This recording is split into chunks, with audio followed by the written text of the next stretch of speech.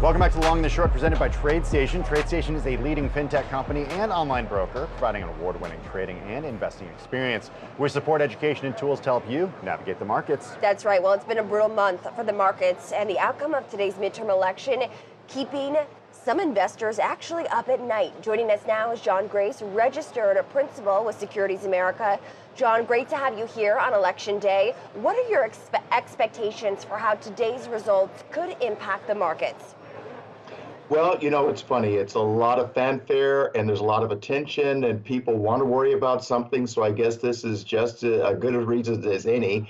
And at the end of the day, if we look at the history as opposed to just becoming hysterical, we can see some interesting patterns. And it shows that, and this goes back to about 1800 running up to 2017 with the S&P, looking at the performance after the midterms. A year later, 78% of the time, the market has been up. So it doesn't matter who wins this thing. You know, it's not Dems versus Republicans. It's just that the market tends to like midterms and respond favorably in about a year. Okay, well, let's break down to a couple different scenarios here. Here's what's widely expected, at least according to the polls, with the caveat that in 2016, we all learned that we shouldn't trust the polls the way we used to trust the polls. Okay, so the Democrats take the House, the Republicans keep the Senate. President Trump, of course, is in control of the presidency. What does that look like tomorrow for markets? Well, see, again, we want to look at what's happening in our immediate future, but also what's happening in our longstanding future. And one of the things that is not going to change is the demand for health care. I mean, you've got, what, 10,000 people a day turning 65 through the 2030s. So, you know, the Republican, the Democrats, nobody's going to change that. That's Mother Time and Father Nature and Mother Time. So we think healthcare will continue to respond very favorably, and that has been in place for some time now. Infrastructure, hopefully the Dems will get interested and require that that money that was allocated actually gets spent for infrastructure. We all appreciate that. Technology stocks have been hammered, particularly with the trade wins, the Trump tariffs. We'll see how that plays out. It may be like playing with fire on the 4th of July and you wake up and the neighbor's house is burned down. You don't know how this was going to come out, but technology is still a stalwart, no question about it. And then financials, they've been beaten up pretty heavily so far this year as well.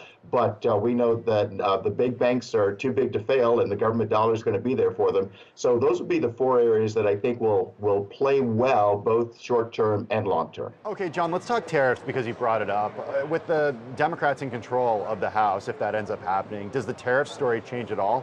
Or does it not matter because Trump didn't go through Congress to impose these tariffs? Well, we don't know. That's why I call it a wild card, because there is no basis to come to a conclusion. We don't have any sense for how this game might end. But if we look, again, looking at history, some of my great historian friends suggest to me that it was in 1930 that we established the Smoot-Hawley Act, sound familiar, to protect our farmers. And I understand it was, what, 20,000 goods and a 40% tariff. And some suggest that was the catalyst that converted the U.S. from going from a Great Recession into the Great Depression. So it'll be really interesting to see how much hardball each side plays here. But let's understand the Chinese do have one advantage, and that is they have they play chess as opposed to checkers, and they have a long-standing way of looking at things as opposed to having to deal with any kind of cycle. They may be able to hold back here and really see how this plays before they play their next card. Look, they've certainly shown their savvy through this tariff race ever since we saw it initially get enacted by the president, John. On a very basic level, data has shown that if there is gridlock in Washington, actually it is a positive for the stock market, and historically stocks will rise in that scenario. Whereas if it's a case where Republicans control the House, sometimes you'll see an initial short-term pop because of the expectation of tax cuts and gains there. And then if Democrats take the House, it's really sort of a wild card. And so if we do get gridlock, which is what people expect heading into this, do you think that that is what is priced into the markets right now? Well, it may be. I mean, the data, again, going back this also to about 1901, what people say is one thing, and the data shows something quite different.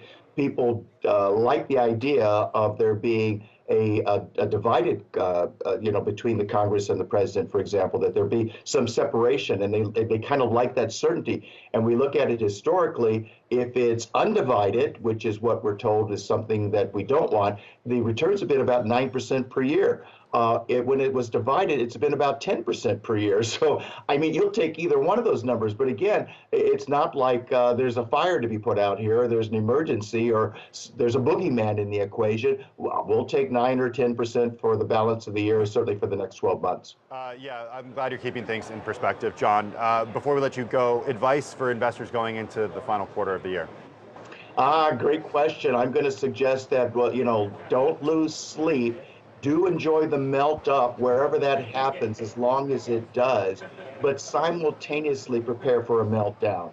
It is very clear to me that in the cards, it's going to happen. It could be quite severe. And instead of just thinking hope is a strategy, run back and look at your statements in 2008 to see how your account performed in 2008, and then see what you might have put into the equation that would have kept the losses as limited as possible. If we learn something from the past, we may avoid repeating it. If we don't, I'm afraid that what has happened before could happen again, only the next time it could be more like Great Depression 1. Stay tuned. I love it. I love it. And I love the idea of don't lose sleep, but prepare for the meltdown. Prepare Absolutely. for the worst.